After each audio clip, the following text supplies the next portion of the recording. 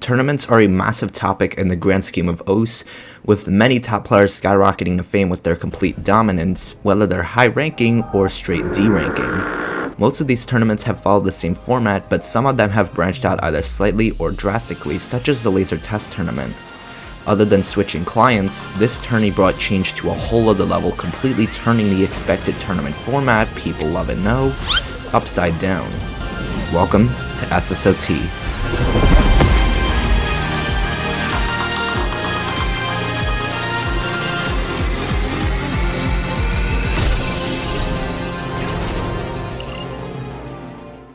The Stellar Series OS Tournament, previously known as Secret Society OS Tournament, is a previously Korean-based tournament hosted by Fuvel and, this time around, some of the game's most prominent figures, like BTMC and the tournament committee, most of the members you may know. This I'd personally consider to be one of the most ambitious projects in this game's history, not only because of the massive $5,000 prize pool, or the Wacom and later Drunk Deer sponsor. Yup. You heard right, the Wacom sponsored SSOT. Other than that, one of the biggest attractions to this tournament is the formatting. You know how maps in the map pools have a modded number next to them? To new players it seems confusing, like what's the difference? Over time, these have created their own differences, like how No Mod 1 usually tests some sort of aim.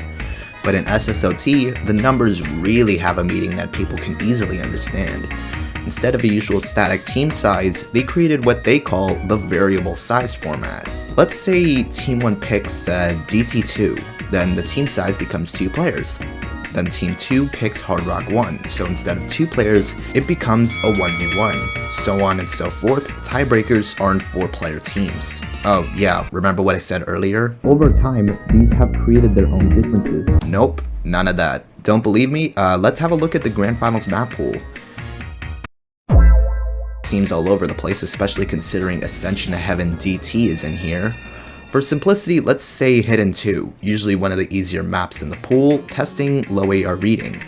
And now its star rating is towards the harder maps as well as AR9, which for some reason, people concerningly call low AR.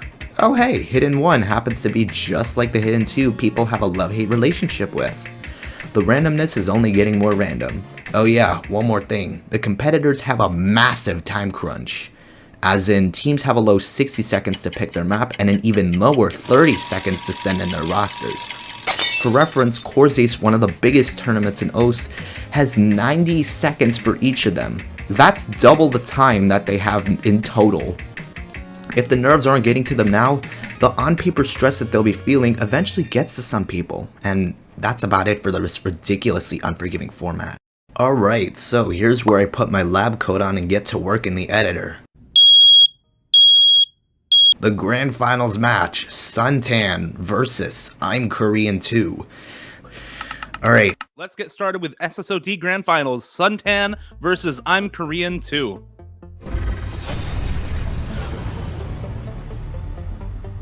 Only so much map left, and there was combo for Emrek and Nahus, but gone now is the combo, and gone now are the chances of this first pick going their way. He finally drops! Worm is just barely ahead at this point. It's about a 2k lead or so, less than 5k for worst HR. It is, but she's trading blows well here. It's competitive, the Hidden versus Hard Rock here. But she needs a little bit more, and it's only getting harder for this ending.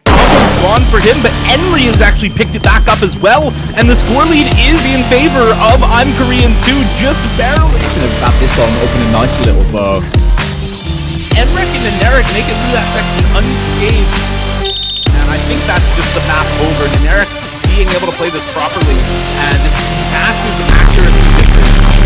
I don't think anything they can do, Doom. They're down by about 120,000. So yeah, it looks like Ghost Memory crashed. Bruh.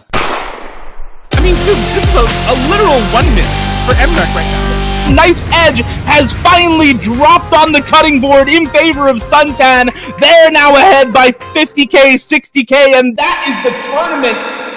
And with the tournament, there were also a bunch of various events, such as AMAs with community figures, and a show match called OS Legends, a team tournament with 7 top players, plus Kiryu. The Nation versus The Nation.